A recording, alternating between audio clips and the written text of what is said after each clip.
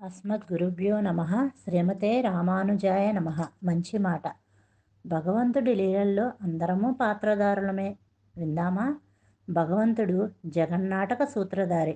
ఆయన ఆడించే నాటకంలో మనమందరము పాత్రధారులం మాత్రమే. ఆయన ఏ పాత్ర ఇస్తే దాన్ని పోషిస్తూ ఉంటాం. అది మంచిదైతే మన్ననలను పొందుతాం, చెడ్డదైతే దూషణలు పొందుతాం. ఎలా అంటే శ్రీరామాయణంలో మందర కైకేయులు అందరి దృష్టిలో చెడ్డవారుగా అనిపిస్తారు.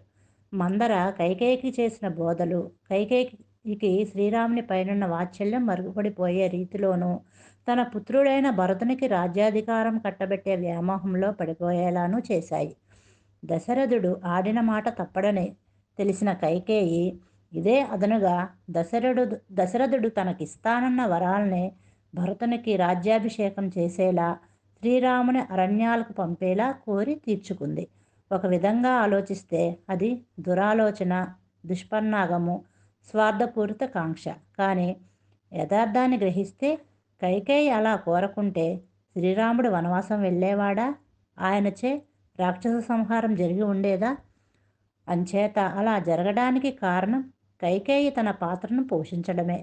అలాగే మందర కూడా తన పాత్రను పోషిస్తూ కైకేయికి దుర్బోధ చేసి ఉండకపోతే కైకేయి ఆ విధంగా దశరథుని వరాలు కోరేదా?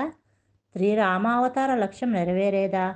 అలా కోరిన కైకేయి ఎడ్ల శ్రీరామచంద్రమూర్తికి ఇసుమంతైన గౌరవభావం తగ్గలేదు సరికదా? పుత్రునిగా మాతృమూర్తి ఆకాంక్షను నెరవేర్చడానికి ఆమెకి పాదాభివందనం చేసి మరీ వనవాసానికి బయలుదేరాడు. అది శ్రీరామచంద్రుడంటే. అందుకే రామో విగ్రహవాన్ ధర్మ అన్నారు. అలాగే మనము రాక్షసుడు, దుష్టుడు, దుర్మార్గుడు అనుకునే రావణాసురుడి పాత్ర కూడా శాప ఫలితంగా భూలోకంలో నాతో మిత్రత్వంతో 7 జన్మలు ఎత్తడమో, లేక శత్రుత్వంతో 3 జన్మలు ఎత్తడమో ఏది కావాలో కోరుకోమని శ్రీహరి అడుగుగా, శత్రుత్వంతోనైనా 3 జన్మల్లో ముగించుకొని నీ పాదసన్నిధికి చేరుకుంటానని కోరుకోవడమే ఈ రావణాసుర జన్మరహస్యం కూడా.